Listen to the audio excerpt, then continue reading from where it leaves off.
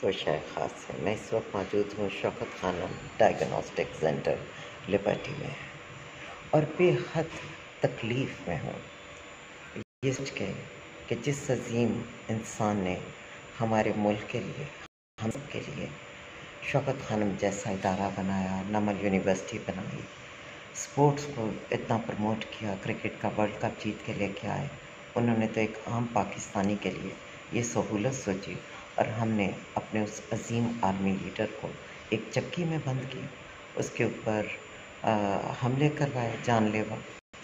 بہت شرمناک، بہت شرمناک۔ اسلحے کے زور پر جو طاقتور بنے بیٹھے ہیں، اور جنہوں نے یہ سب کیا، کیا وہ یہ سوچتے ہیں کہ قوم انہیں اس کے لیے معاف کر دے، یا عمران خان کی عزت کو اس سے فرق پڑے گا؟ نہیں، ہم میں سے ہر پاکستانی اپنے دل میں ان کے لیے اتنی تعظیم رکھتا ہے، اتنی تعظیم رکھتا ہے کہ ہم جب سانس لیتے ہیں ان کے خیال کے ساتھ، ضروری نہیں کہ ہم شوکت خانم کے اندر موجود ہوں جیسے کہ میں اس وقت ہوں، ہم کہیں پر بھی ہوں، ہم ان کی قربانی کو یاد رکھتے ہیں۔ خدا وہ موج سے کر دے کہ جو ظالم آج ان کے اور اس ملک کے دشمن ہیں وہ نیست و نابود ہو جائے، اور پروردگار انہیں عزت، عافیت اور شان سے واپس لے کے آئے۔